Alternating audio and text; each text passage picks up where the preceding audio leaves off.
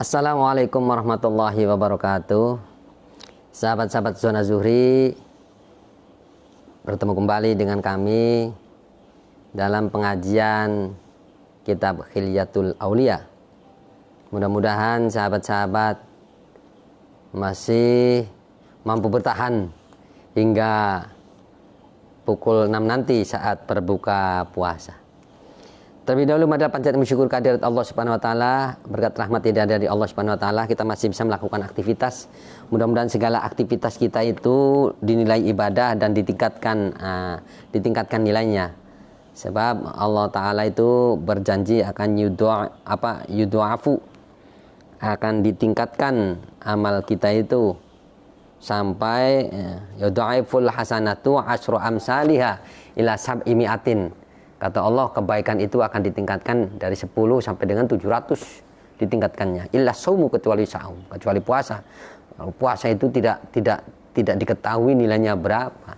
Li'annahu li wa ana ajzi bihi. Karena sayalah yang mengetahui kadar bobot nilainya itu berapa untuk orang yang berpuasa, karena puasa adalah milik saya dan saya sendiri yang akan membalasnya. Sahabat-sahabat, kemarin kita bertemu mengangkat sahabat Miqdad bin Al-Aswad. Sekarang kita dalam pembahasan kali ini yaitu Sa'id bin Amr. Sa'id bin Amr adalah seorang pemimpin yang zuhud, tapi Sa'id bin Amr ini, saya sapa dengan sebutan Sa'id. Sa'id ini sering kadang-kadang pingsan berhari-hari. Mau tahu sebabnya apa? Kita ikuti pengajian berikut ini.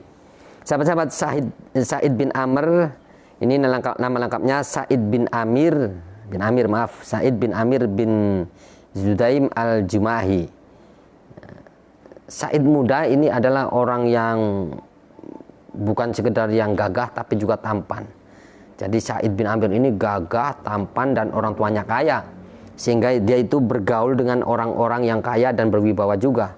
Makanya Sa'id bin Amir ini kerap sekali berjalan bareng dan duduk di saf yang paling awal dengan pembesar-pembesar Quraisy seperti Abi Sufyan dan Sofwan bin Umayyah.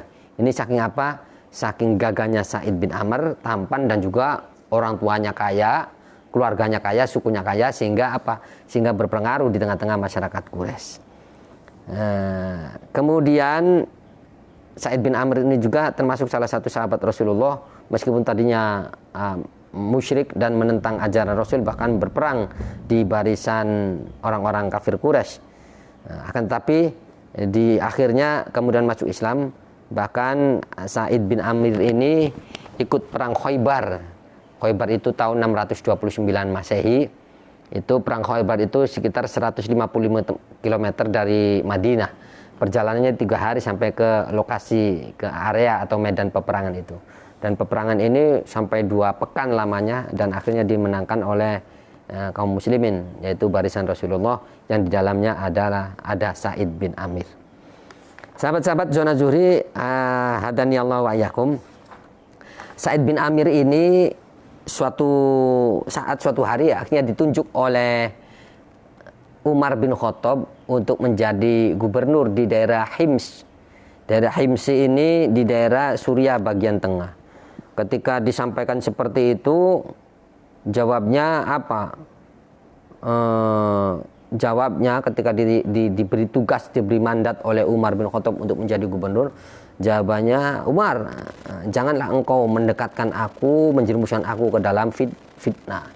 Kenapa? Karena menjadi gubernur itu tanggung jawabnya luar biasa dan penuh dengan fitnah. Akhirnya Umar bin Khattab, apa kamu sudah tidak mempercayaiku lagi bahwasanya nanti ke fitnah kamu juga akan menimpa pada diri saya. Oleh karena itu saya menunjuk Anda itu karena Anda itu orang yang dapat dipercaya untuk mengemban amanat sebagai gubernur. Sahabat-sahabat Zona Zuhri yang dimuliakan oleh Allah Subhanahu wa taala, suatu saat ketika Sa'id bin Adi ini sudah diangkat jadi gubernur di daerah Hims, di daerah bagian Suriah itu, akhirnya suatu saat Umar bin Khattab ini inspeksi atau supervisi Umar bin Khattab itu supervisi ke masyarakat, ke rakyat Himsi itu. Umar bin Khattab bertanya, qalu tashku arba'an. Ditanya, wa kana yuqalu li ahli Himsin al-Kuwaifah. Kuwaifah ini tasghirnya dari Kufah. Jadi ini tuh daerah Himsi ini seperti Kufah kecil. Artinya tempat pengaduan-pengaduan. Mungkin kalau sekarang itu seperti kalau di pusat, Kufahnya pusat itu berarti di tingkat kabupaten atau di tingkat kecamatannya ini. Sehingga pengaduan persoalan itu ada di daerah Himsi.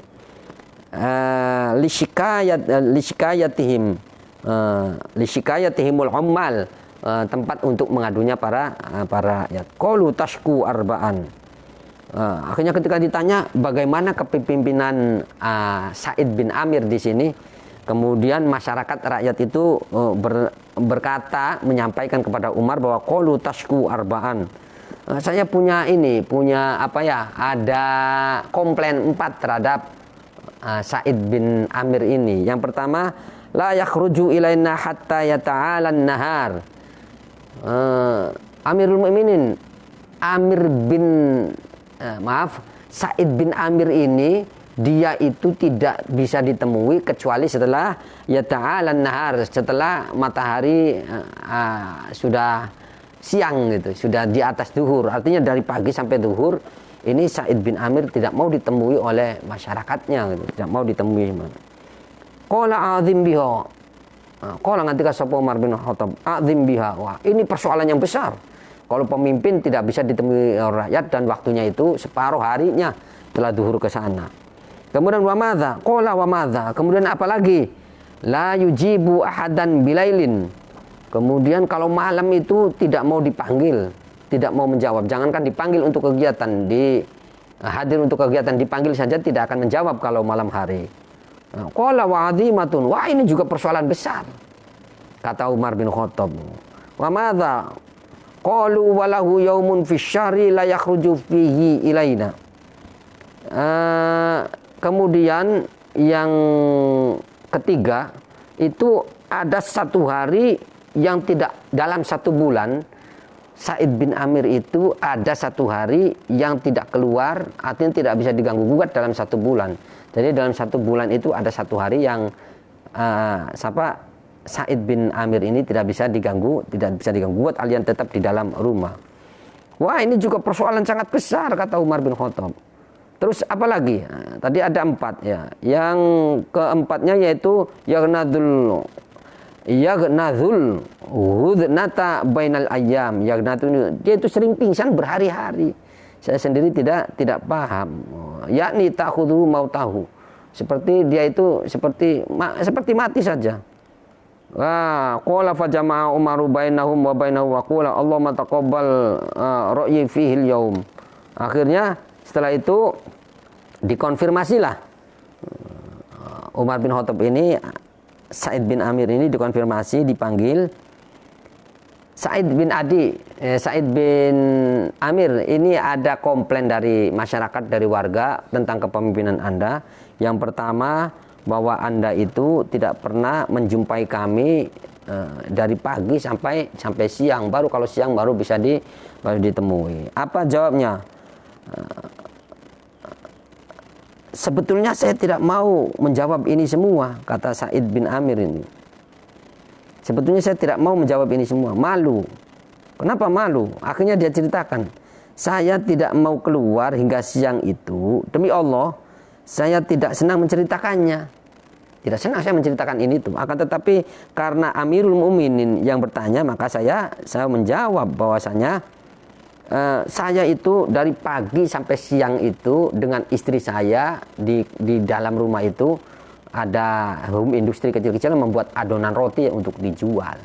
Jadi kalau misalkan tidak dibantu oleh saya, kasihan istri saya dan tidak mungkin pekerjaan itu akan kelar kalau tidak dibantu oleh saya. Makanya saya pagi sampai dengan zuhur itu bekerja di rumah. Selepas itu saya bekerja ngurusi rakyat. Oh begitu ya. Langsung yang berikutnya, lalu bagaimana dengan yang kedua, bahwa Anda itu tidak pernah menjawab panggilan kalau malam hari. Jawabnya, saya tidak mau menceritakannya ini, tapi karena Amirul Mukminin, maka saya itu terpaksa menceritakannya.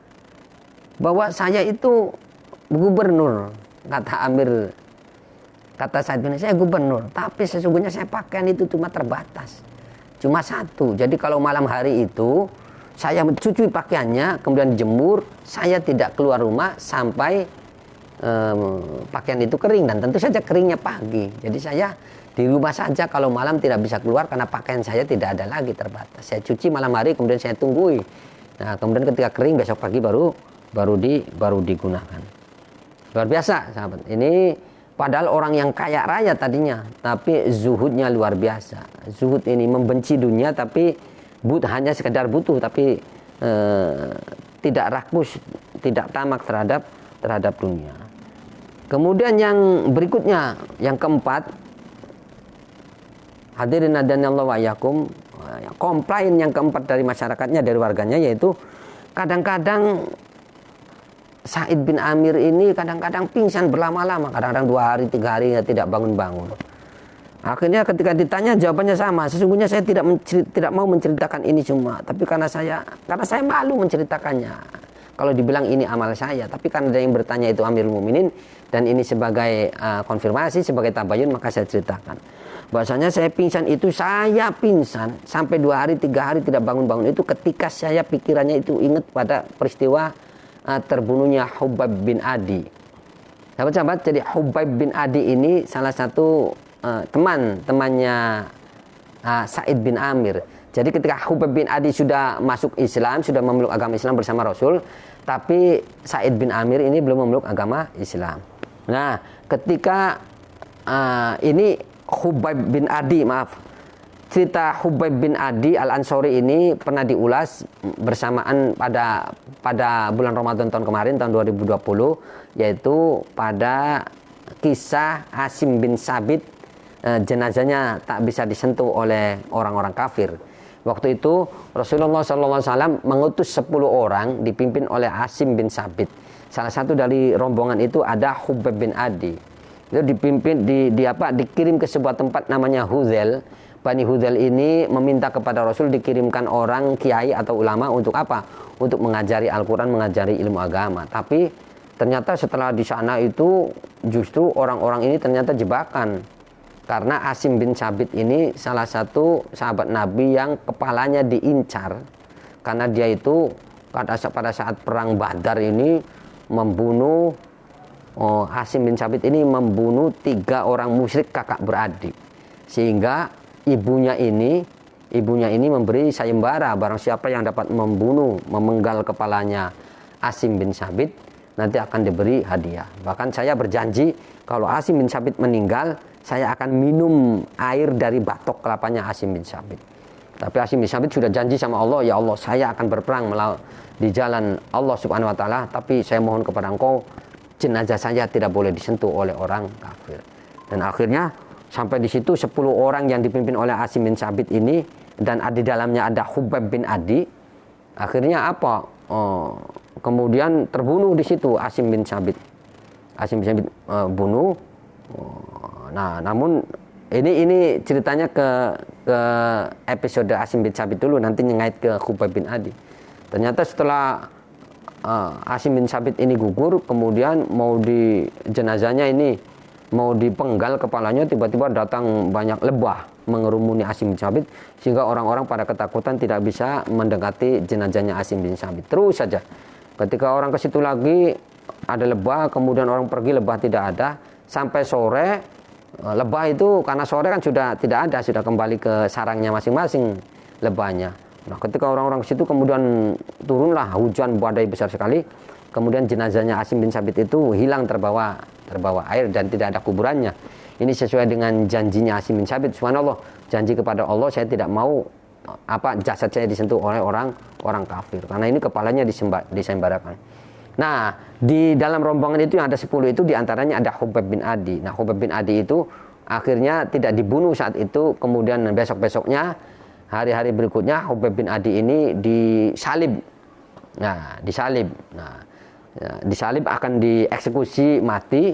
Kemudian Khubayb bin Adi ditanya, apa yang Anda ingin pesan terakhirnya? Akhirnya Khubayb bin Adi, izinkanlah saya sholat 2 rakaat. Akhirnya Khubayb bin Adi itu sholat sunnah 2 rakaat. Maka orang yang pertama sholat sunnah sebelum dieksekusi mati adalah Khubayb bin Adi. Dia sholat itu tadinya ingin, dalam hatinya terbersit ingin sholatnya lama, karena khusyuknya dan karena ingin cepat kembali kepada Allah. Tapi dia pikir karena dikhawatirkan orang-orang musyrik itu mengira dia sholat lama karena tidak mau mati, akhirnya dia sholat 2 rakaatnya itu dipercepat. Nah, saat itulah ketika eksekusi mati Khubayb bin Adi dengan dipotong, disayat hidup-hidup. Jadi Khubayb bin Adi itu matinya disayat hidup-hidup, dipotong tangannya, dipotong kakinya, sampai dipotong kepalanya. Itu Sa'id bin Amir itu melihat dengan mata kepala sendiri, bahkan menyaksikannya di depan teman-temannya dengan Abi Sufyan, Abi Lahab dan Sofwan bin Umayyah itu pembesar musyrik yang memerintahkan Khubayb bin Adi untuk dibunuh, dieksekusi secara keji. Nah, Sa'id bin Amir itu melihat mata kepala sendiri. Akhirnya dia sadar bahwa ini adalah yang tidak manusiawi. Akhirnya Sa'id bin Amir ini memeluk agama Islam dan masuk agama Islam. Namun dalam pikirannya, dia ketika melihat kejadian Khubayb bin Adi itu disiksa, dia itu mendadak pingsan, dan pingsannya itu lama, bisa sampai berhari-hari, 2-3 hari. Demikianlah sahabat. Selain itu Khubayb bin Adi, selain itu ini sahabat Sa'id bin Amir juga, dia orang yang zuhud, orang yang tidak begitu, artinya membenci dunia ya. Sehingga ketika Umar bin Khattab suatu hari memberikan uang 1.000 dinar kepada Sa'id bin Amir ini. 1.000 dinar, kalau 1 dinar itu kalau di dalam ukuran Kuwait itu, kalau di 1 dinar Kuwait itu kalau dirupiahkan sekitar 48.566 atau 48.500. Kalau 1.000 berarti sekitar 48 juta atau 50 juta lah. Jadi Umar bin Khattab memberikan uang kepada Sa'id bin Amir sekitar 50 juta. Ini untuk urusanmu. Nah, akhirnya ketika disampaikan kepada istrinya, kemudian justru istrinya dan dia komunikasi, ngobrol, diskusi bareng, ternyata dibagikan seluruhnya kepada orang-orang yang memerlukan. Ini buat fulan, ini buat fulan, ini untuk miskin, untuk apa. Disebarkan semua sehingga habis uangnya dibagikan untuk orang lain. Demikianlah pemimpin-pemimpin kita, sahabat-sahabat kita itu sangat zuhudnya luar biasa. Pengorbanannya tinggi sekali terhadap Islam. Kita itu belum ada apa-apanya. Pemimpin itu di samping adil, dia juga termasuk dalam hatinya muraqabatullah, orang yang senantiasa diawasi oleh Allah Subhanahu wa taala.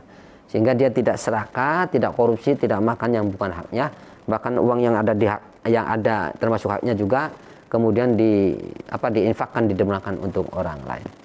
Sahabat-sahabat, demikianlah, barangkali tidak terlalu lama, barangkali makan kuota banyak. Kita baru saja menyaksikan episode Sa'id bin Amir, yaitu seorang pemimpin yang zuhud, yang sering pingsan berlama-lama. Sampai pada episode besok, insya Allah kami akan membahas tentang sahabat Mu'ad bin Jabal, yaitu seorang ilmuwan, seorang faqih, seorang hakim yang adil juga. Sampai bertemu kembali, sampai besok. Mohon maaf atas segala kekurangan. Wallahul muwaffiq ila aqwamit thoriq. Assalamualaikum warahmatullahi wabarakatuh. Salam Zona Zuhri.